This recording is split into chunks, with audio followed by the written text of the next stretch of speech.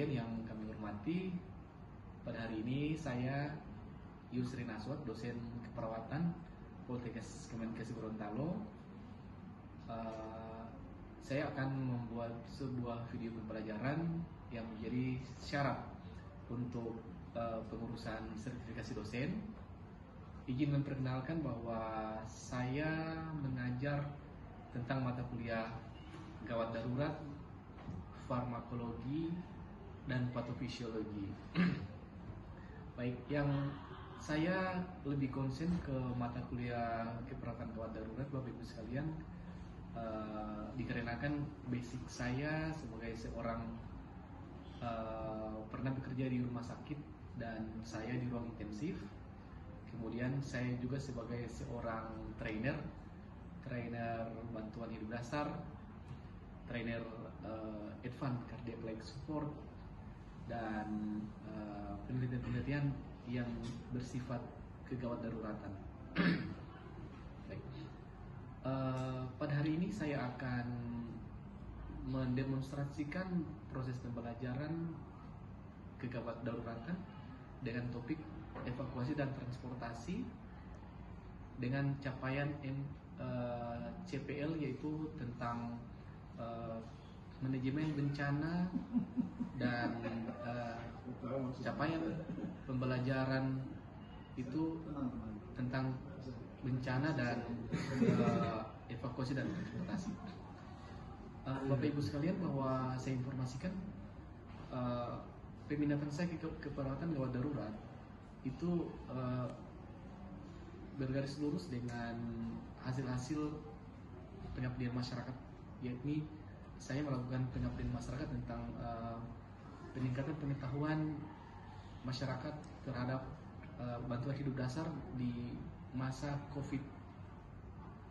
Kemudian penelitian saya tentang evakuasi dan transportasi, yaitu tentang bagaimana pengaruh proses evakuasi dan transportasi terhadap hemodinamik pasien di saat rujuk.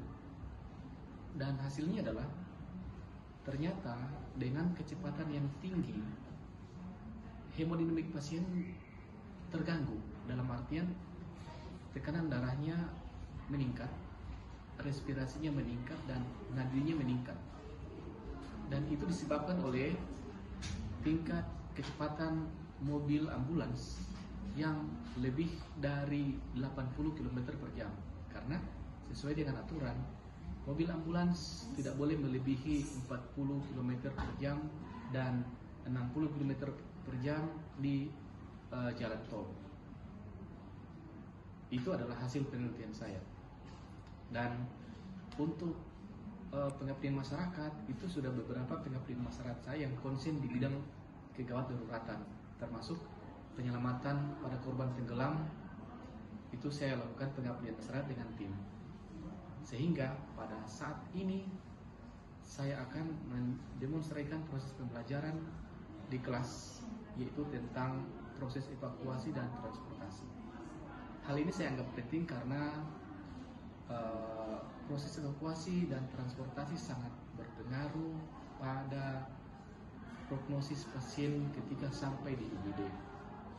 Ketika proses evakuasi kita salah dan penanganan kita salah, itu akan mengakibatkan penanganan di rumah sakit itu akan lebih susah karena tidak ditangani dengan baik di pra rumah sakit. Baik, untuk itu saya akan langsung ke kelas. Saya akan mendemonstrasikan proses pembelajaran.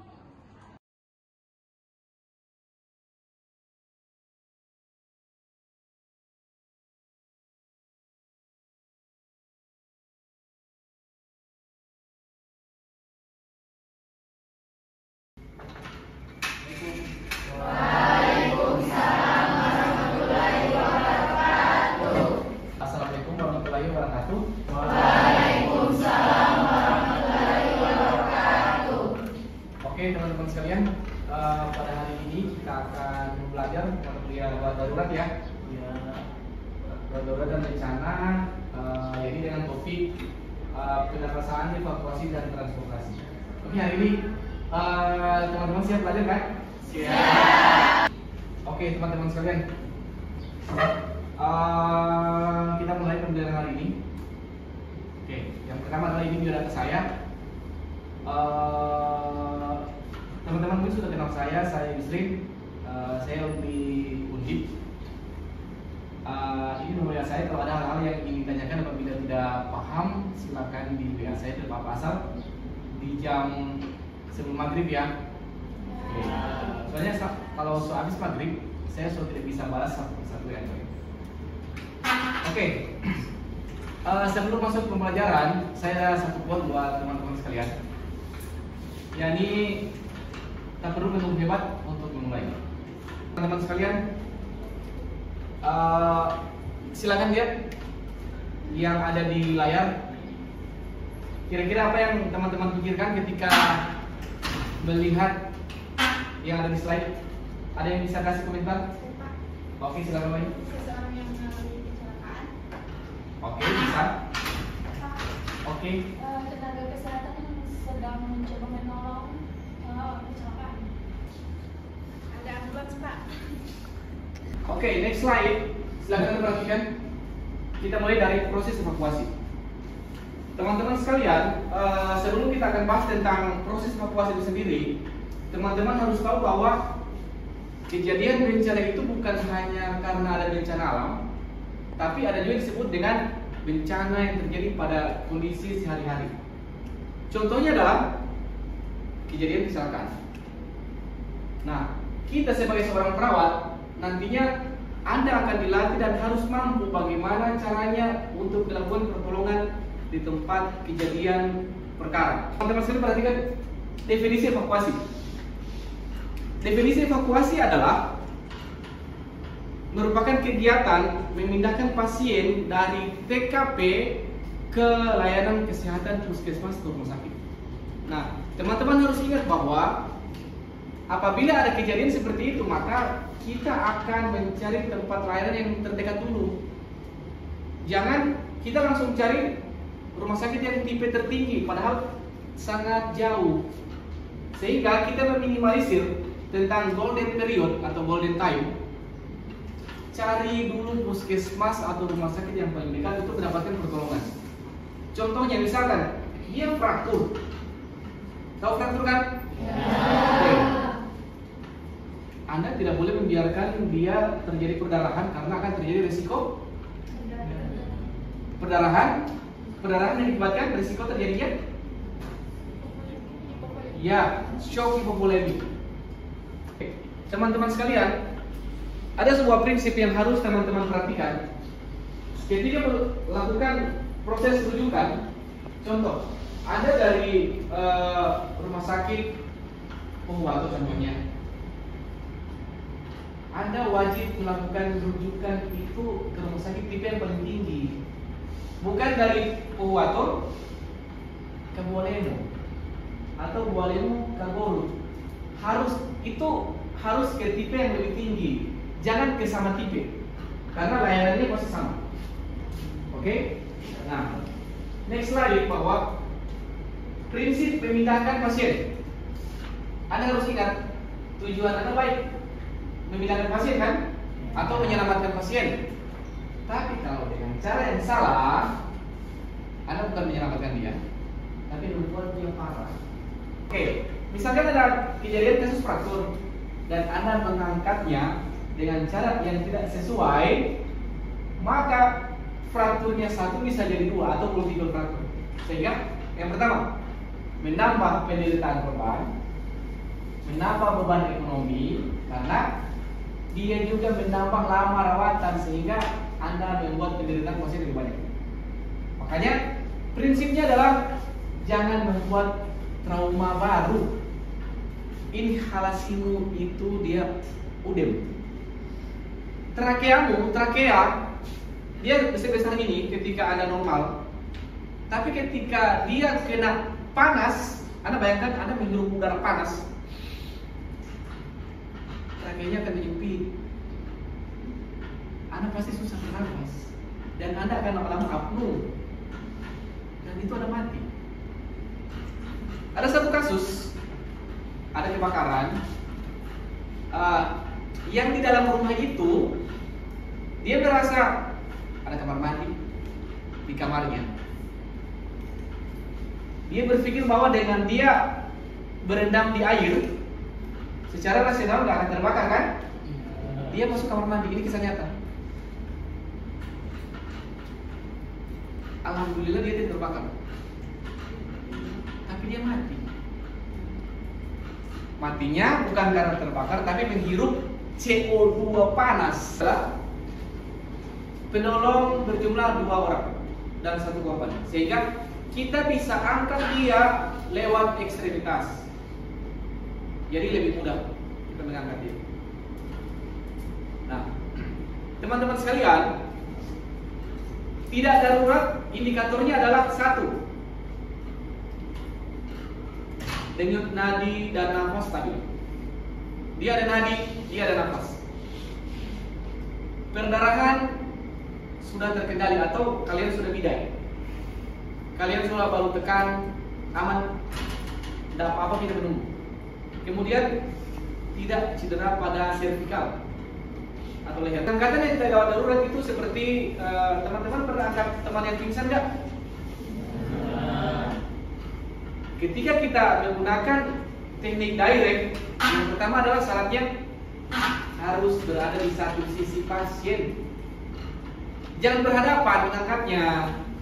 Jadi kalau misalkan kalian menolong dia dari sisi kiri, ya kiri semua. Jangan ada yang di kanan lagi. Satu sisi. Dengan cara seperti ini. Satu kata buat ambulans. Pak. Oke. Gawat darurat. Oke, bagus. Gawat darurat. Ada lagi? Alat transportasi untuk pasien yang kecelakaan. Alat transportasi. Oke, boleh. Terima kasih. Ada lagi? Orang meninggal. Oke, orang meninggal. Oke, ya, kecepatannya tinggi kan? Ya. Yang lagi sirene. Oke, pasti review kan sirene. Oke. Teman-teman, benar semua apa yang teman-teman bilang. Kalau saya bisa kasih kesimpulan di ambulans, khususnya di yang saya amati, ambulans di kita itu lagi tidak baik-baik saja. Contohnya, nih, pernah lihat nggak di TikTok, di sosmed, ada ambulans mobil jenazah jatuh di sungai, mayatnya tenggelam. Lihat ini mayat, ini diselamatkan oleh orang. Kira-kira kalau menurut kalian ini siapa yang salah? Menurut saya yang salah yang menabrak. Yang salah yang menabrak mobil jenazah. Iya, Pak. Oke, ada lagi yang salah siapa ya? Menurut saya yang salah di pesawat. Oke, sopirnya. Interupsi, Pak. Menurut saya keluarganya yang salah. Keluarga yang salah. Oke, ya, itu jawabannya benar semua. Maksudnya adalah tiga-tiganya salah. Tiga-tiganya salah. Kenapa? Yang pertama, coba Anda perhatikan di lingkungan kita. Saya ini orang yang bisa dibilang bolang. Hampir setiap hari saya di jalan, selalu berpapasan dengan ambulans. Suaranya nyaring sekali sirene. Laju, padahal pasiennya tidak tahu. Saya sering ke Gorut, saya sering ke Paguyaman, ketemu dengan ambulans itu laju sekali. Saya pikir, emang yang dikejar apa? Yang dikejar apa ya ambulans laju itu? Saya pernah diskusi dengan supir-supir ambulans semua. Saya kasih pelatihan mereka, supir-supir ambulans. Katanya, kenapa laju? Karena pasien lagi gawat darurat. Rasional nggak? Tapi menurut saya Itu paradigma lama. Paradigma lama. Kenapa paradigma lama? Pasien gawat darurat tidak boleh dirujuk.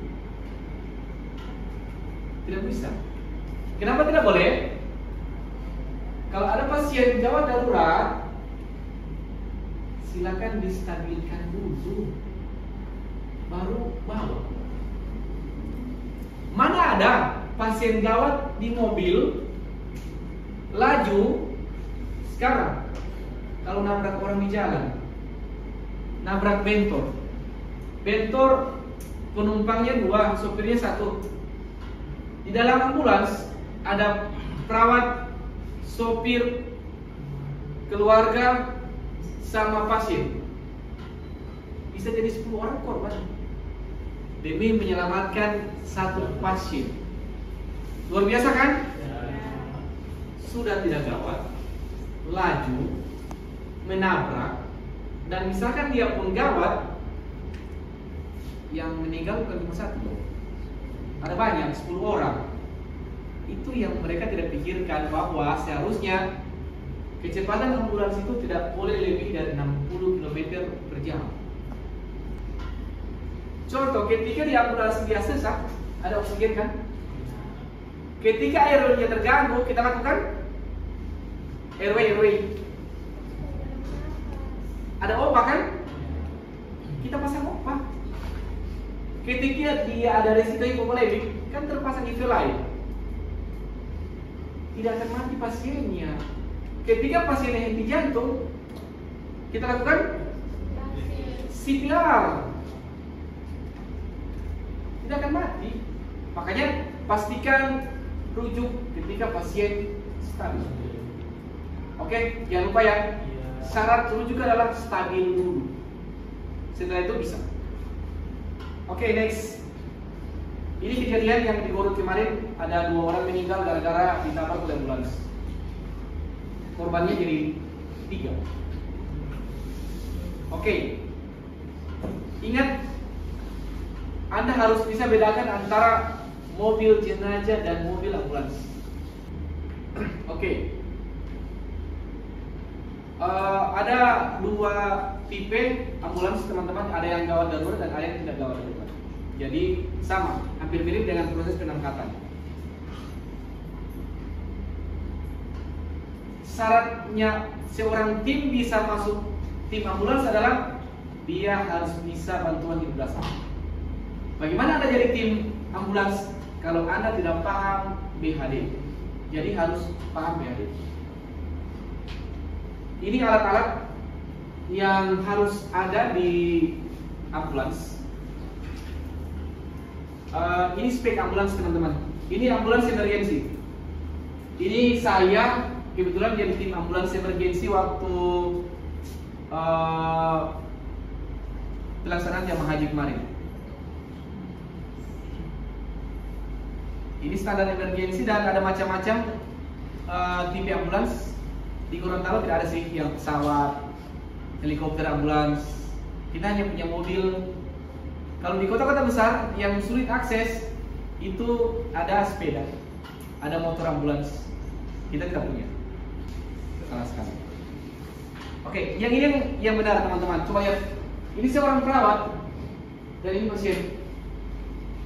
Dia duduk di samping pasien. Bagaimana dia memonitor pasien selama perjalanan, bagaimana psikologinya pasien, itu dijaga.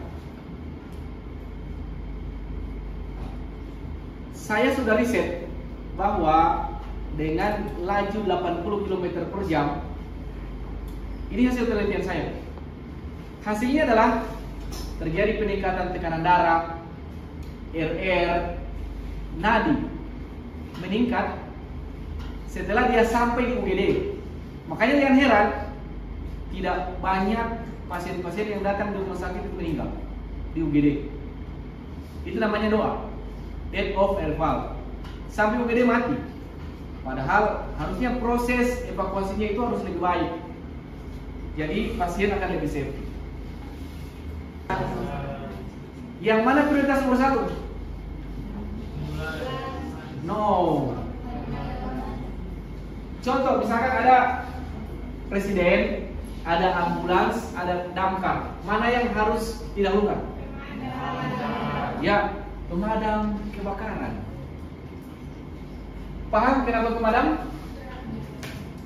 Contoh, ambulans bisa jadi hanya satu orang korbannya. Iring-iringan pejabat tidak ada korban. Tapi kalau damkar itu bisa ratusan jiwa yang terancam kebakaran. Yang hilang bukan hanya kesehatannya, tapi dari segi ekonominya. Jadi makanya kenapa diprioritaskan damkar yang kita prioritaskan dulu. Ini aturan dan undang-undang. Oke. Teman-teman harusnya teman-teman tahu ini tata tertib dari ambulans. Kecepatannya tidak boleh lebih dari 80 km per jam. Bisa pakai sirene ketika menjemput pasien. Ketika ambulans sudah ada pasien, tidak perlu bunyi sirene. Kenyataannya bagaimana sekarang? Mau ada pasien dan tidak ada pasien, menggunakan sirene kan? Ya. Padahal tidak perlu pakai sirene, bro. Kalau sudah ada pasien. Itu salah paham orang-orang yang ada di luar sana bahwa sirene itu hanya digunakan untuk membebaskan jalan biar mereka bisa lewat, padahal aturannya tidak seperti itu. Contohnya, teman-teman kalau dengar sirene, perasaannya bagaimana? Kalau saya pribadi, apa Nina? Takut. Oke, takut. Cemas kan? Coba Anda bayangkan, Anda yang berada di dalam ambulans itu, pasti cemasnya meningkat, RR-nya meningkat, nadinya meningkat, tekanan darahnya meningkat. Prognosis pasien pasti jelek ketika sampai di UGD.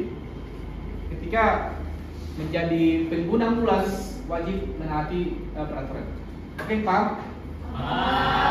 Oke, baik teman-teman sekalian, kita masuk ke sesi tanya jawab ya. Oke, teman-teman ada yang ingin mau dikonfirmasi atau ditanyakan? Oke, silakan. Kemarin pengalaman di puskes ada pasien yang langsung dirujuk, itu bagaimana Pak? Oke, terima kasih. Pertanyaan sangat bagus. Pasien datang dan pasien itu gawat. Yang pertama dilakukan adalah kita lakukan tindakan dulu, yaitu namanya primer survei. Kalau itu pasien kecelakaan, kita tidak boleh langsung merujuk. Harusnya kita cek ada masalah di mana, airway, di breathing atau circulation. Ketika bermasalahnya dia di A, maka kita harus intervensi A, airway. Begitu juga breathing. Kalau breathing selesai, kita cek circulation.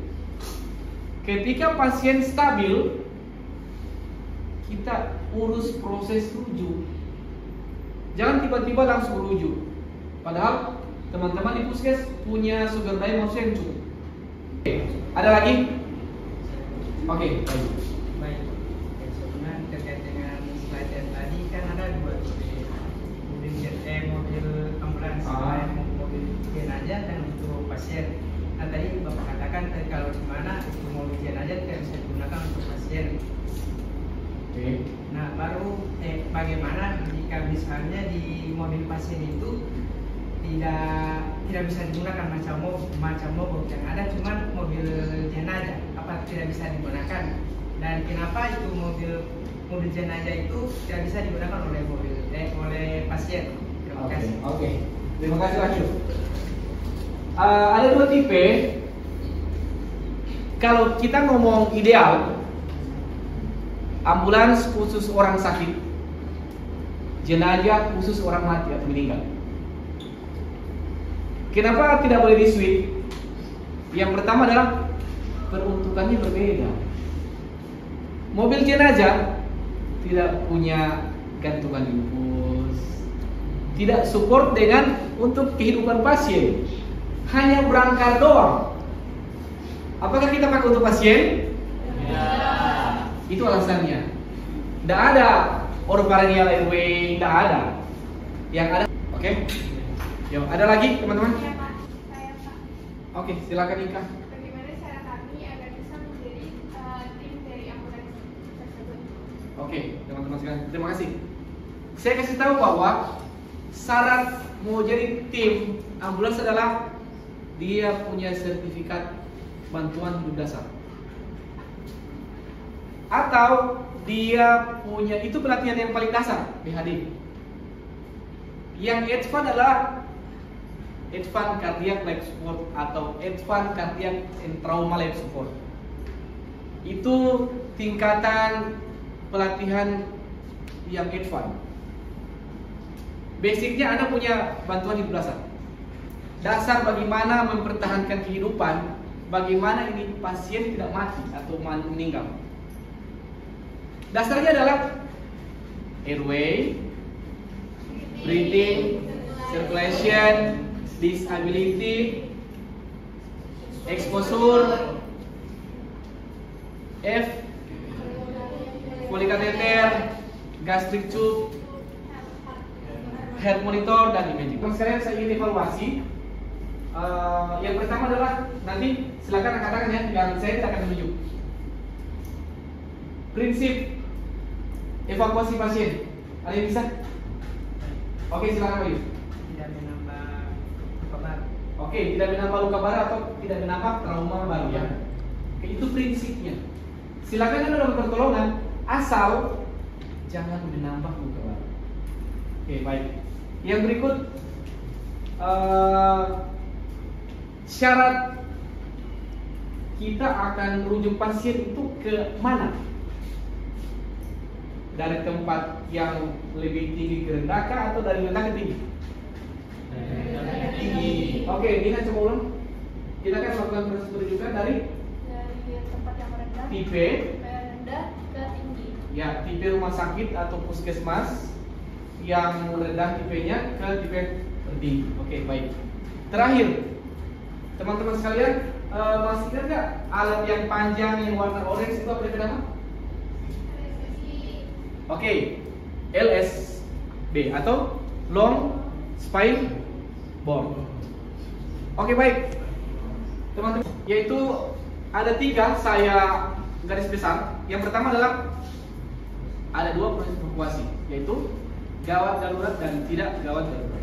Yang kedua adalah prinsip evakuasi adalah cepat, tepat, dan tidak menambah cedera baru atau trauma baru. Yang ketiga, evakuasi dan rujuk pasien dipastikan stabil. Jangan coba-coba melakukan proses rujuk tanpa distabilkan, akan membuat prognosis pasien jelek. Ya, oke, paham? Paham. Oke, baik teman-teman sekalian. Waktu menunjukkan jam kita sudah habis. Jadi sekian dulu dari saya. Semoga ilmunya bermanfaat dan insya Allah minggu depan kita akan praktek di lab ya. Gimana proses evakuasi dan transportasi. Baik, sekali lagi terima kasih atas perhatiannya. Demikian, wabillahi taufiq wal hidayah. Wassalamualaikum warahmatullahi wabarakatuh. Waalaikumsalam.